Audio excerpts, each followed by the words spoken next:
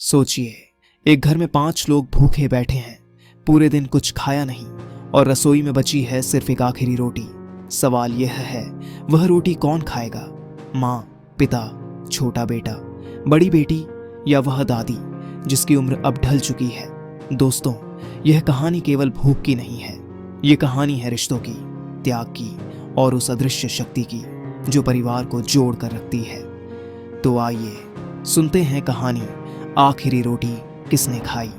उत्तर प्रदेश के एक छोटे से गांव में एक परिवार रहता था।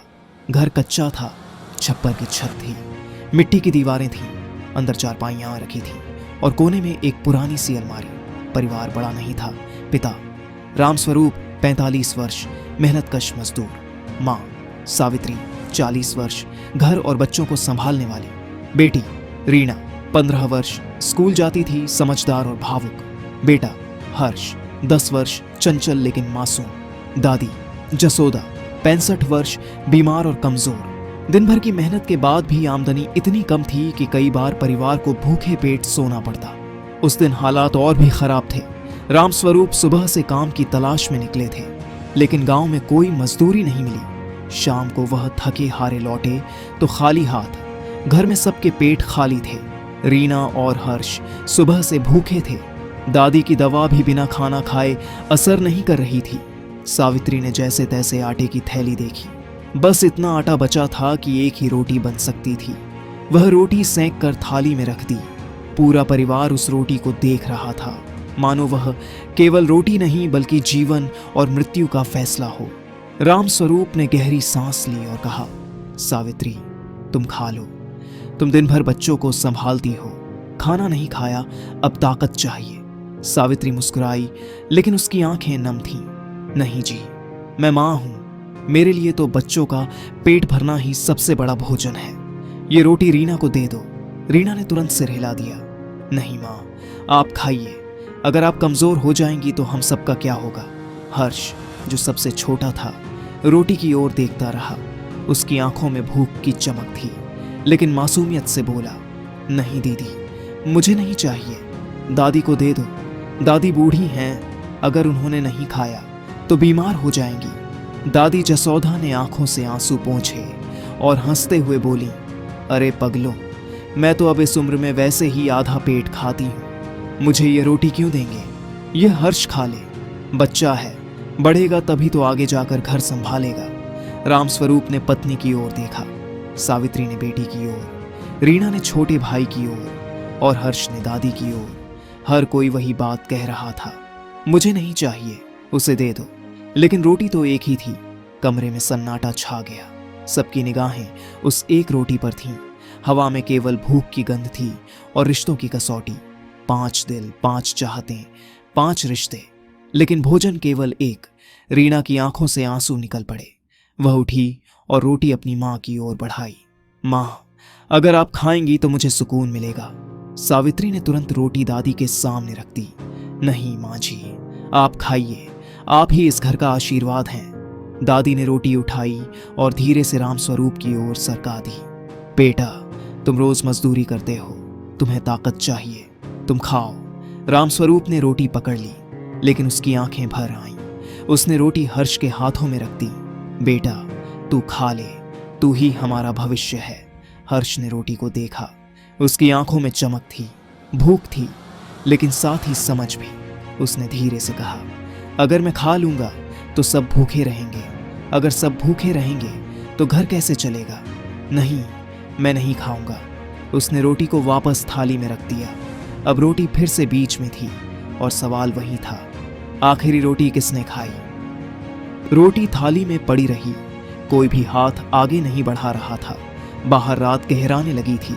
पड़ोस के घरों से चूल्हों की खुशबू आ रही थी। सब जगह रोटियां सिक रही थीं।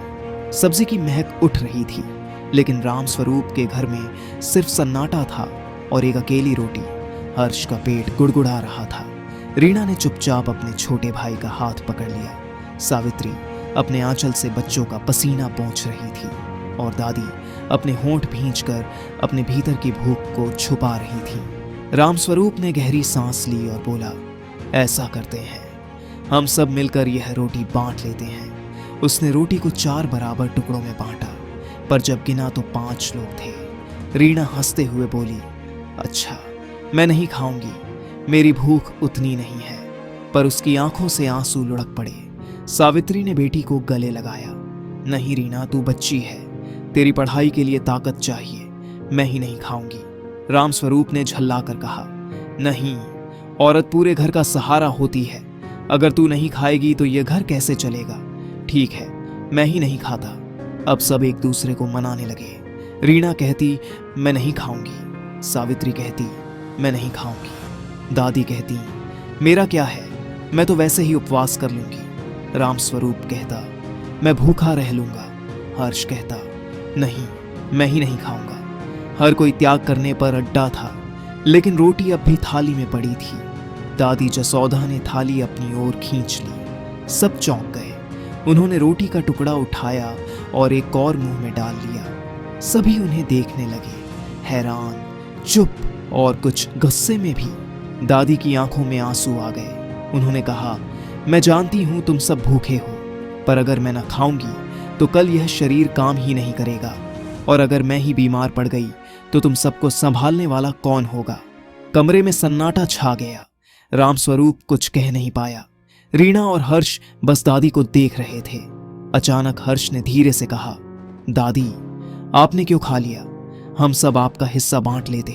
आप तो हमेशा कहती थीं कि त्याग सबसे बड़ा धर्म है। दादी कांप गईं। उनकी आंखों से आंसू टपक पड़े। बेटा, मैं बूढ़ी हूं पर स्वार्थी नहीं। मैंने खाया क्योंकि मैं तुम सबको जिंदा देखना चाहती हूं। अगर मैं कल जिंदा रहूंगी तो तुम्हारे लिए और कुछ बना सकूंगी। रीना ने दादी का हाथ पकड़ लिया। नहीं दादी, आपको हमें धोखा नहीं देना चाहिए था। हम सब मिलकर भूखे रहते तो भी ठीक था। सावित्री ने थाली उठाई और बचे टुकड़े बच्चों के सामने रख दिए। ठीक है, अब और बहस नहीं। रीना और हर्ष, तुम दोनों खा लो। रीना ने तुरंत मना कर दिया। नहीं माँ, हर्ष को दे दो, वह छोटा है। हर्ष ने भी रोटी को दूर कर दिया। नहीं दीदी, तुम खा लो, तुम्हें कल स्कूल जाना है। अगर तुम भूखी रहोगी तो बीमार पड़ जाओगी। सावित्री फूट फूट कर रोने लगी। हे भगवान, ये कैसी परीक्षा है। एक रोटी के लिए मेरा परिवार टूट रहा है। रामस्वरूप ने थाली उठाई और बचे टुकड़े अपने मुंह में डाल लिए। सब चौंक गए। बस, अब और बहस नहीं।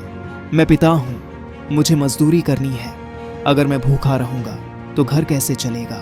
तुम सबके लिए कमाने वाला अगर कमजोर पड़ गया तो तुम सब भूखे मर जाओगे।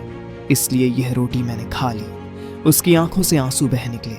माफ करना अगर यह गलत लगा हो तो। रीना चिल्लाई। नहीं पिताजी, आपने गलत किया। आप हमें धोखा नहीं दे सकते। हम सब बराबर हैं। हमें मिलकर तकलीफ झेलनी चाहिए थी। हर्ष भी रो पड़ा। हाँ पापा, आपने क्यों खा लिया? मैं बच्चा हूं, मुझे तो भूख से ज्यादा फर्क नहीं पड़ता। आपने तो हमसे छीन लिया। सावित्री चुप रही, पर उसके दिल में तूफान था। दादी की आंखें झुक गईं। कमरा आंसुओं और भूख से भर गया। अब परिवार एक दूसरे को देख रहा था। कोई खुश नहीं था, न दादी के खाने से न पिता के खाने से। सभी के दिल में एक ही सवाल गूंज रहा था, क्या सचमुच आखिरी रोटी सही इंसान ने खाई? रोटी खा लेने के बाद भी घर का माहौल भारी था। सभी चुप थे, कोई किसी से बात नहीं कर रहा था। रीना ने अपने आंसू चुपचाप पोंछे। हर्ष तकिए में मुंह छुपाकर लेट गया। सावित्री ने बुझते जो चूल्हे को घूरा। रामस्वरूप का चेहरा अपराध बोध से झुका हुआ था।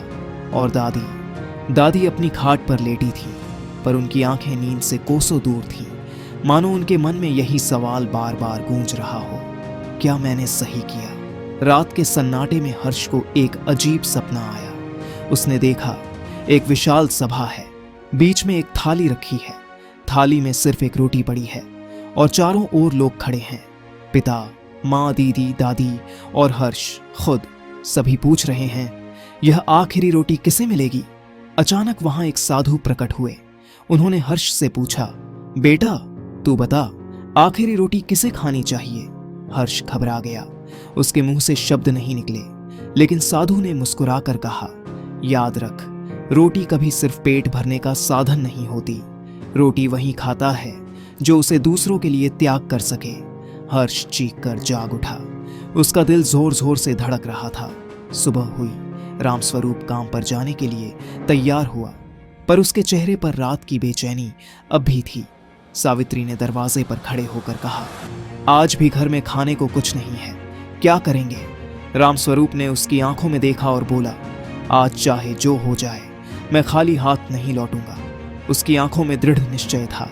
इसी बीच दादी जसौधा ने रीना और हर्ष को पास बुलाया। धीरे से बोली, बच्चों, कल रात मैंने जानबूझकर रोटी खाई थी, पर असली वजह कोई और है। रीना और हर्ष चौंक गए। क्या वजह दादी? दादी ने आह भरते हुए कहा, मेरी दवाइयां कई दिनों से बंद हैं।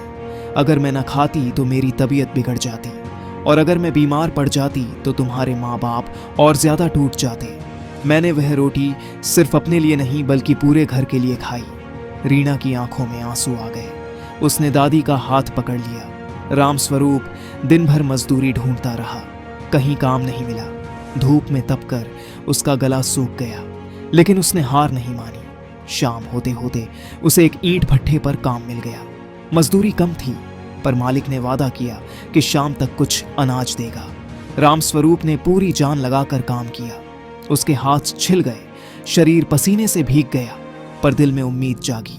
शाम को मालिक ने मजदूरी के बदले में आटा और थोड़ी दाल दी। रामस्वरूप खुशी से झूम उठा। वह तेजी से घर की ओर भागा। घर पहुंचकर उसने बोरी जमीन पर रखी और बोला, देखो, आज भूख नहीं रहेगी, भगवान ने सुन ली। सावित्री ने तुरंत आटा गूंधा। चूल्हा जला। घी तो नहीं था, पर दाल की खुशबू पूरे घर में फैल गई। रीना और हर्ष के चेहरे खिल उठे। दादी की आंखों में संतोष झलक आया। रोटियां बनने लगीं। हर किसी को एक एक रोटी मिली। सालों बाद ऐसा लग रहा था कि यह परिवार साथ बैठकर पेट भर खाएगा। हर्ष ने पहला निवाला मुंह में डाला और बोला, माँ, यह तो बहुत स्वादिष्ट है। रीना ने कहा, हाँ, ये सिर्फ आटा नहीं है, इसमें पिताजी की मेहनत का स्वाद है। सावित्री की आंखों में आंसू थे। वह बोली, नहीं, यह तो भगवान का दिया हुआ प्रसाद है। खाने के बाद दादी ने सबको बुलाया। उन्होंने गंभीर स्वर में कहा, बच्चों, कल हमने बहुत झगड़ा किया कि आखिरी रोटी किसे खानी चाहिए, पर आज मैं बताना चाहती हूँ कि उसका सही उत्तर क्या है। सब ध्यान से सुनने लगे। दादी ने कहा, आखिरी रोटी कभी किसी एक की नहीं होती, वह उस इंसान की होती है जो पूरे परिवार को जीवित रख सके। कल वह मैंने खाई क्योंकि मुझे डर था कि अगर मैं गिर गई तो तुम सब बिखर जाओगे। आज वह तुम्हारे पिता ने कमाई क्योंकि उन्होंने अपने पसीने से हमें सबके लिए खाना दिया। असल में आखिरी रोटी का हक हमेशा उसी को है जो उसे खाकर दूसरों का पेट भरने की ताकत जुटा सके। कमरा मौन हो गया। हर कोई दादी के शब्दों को महसूस कर रहा था। रीना ने धीरे से कहा, तो दादी, रोटी का मतलब सिर्फ खाना नहीं है। दादी मुस्कुराई, नहीं बेटा, रोटी एक प्रतीक है। वह त्याग का, मेहनत का और जीवन के संघर्ष का प्रतीक है। जिसने आखिरी रोटी खाई वही परिवार को आगे बढ़ाता है। हर्ष मासूमियत से बोला, तो पापा ही असली हकदार थे। रामस्वरूप ने बेटे को गले लगा लिया। नहीं बेटा, असली हकदार तो हम सब हैं, क्योंकि हम सब ने मिलकर भूख झेली, त्याग किया और एक दूसरे का साथ दिया। कहानी खत्म होती है पर सवाल रह जाता है, आपके हिसाब से आखिरी रोटी किसे खानी चाहिए थी? क्या वह दादी थी जिन्होंने अपने अनुभव और उम्र की वजह से खाई? क्या वह पिता थे जिन्होंने कमा कर लाया? क्या वह माँ थी जिसने सबको खिलाया? क्या वह बच्चे थे जिनका भविष्य घर की उम्मीद था? यही सवाल आपके लिए है। कृपया अपने विचार कमेंट में जरूर लिखें, क्योंकि हर परिवार, हर परिस्थिति और हर इंसान का जवाब अलग हो सकता है। रोटी सिर्फ पेट भरने की चीज नहीं है। रोटी त्याग, मेहनत और प्रेम का नाम है। और आखिरी रोटी हमेशा उस इंसान की होती है जो उसे खाकर सबके लिए नया जीवन बना सके।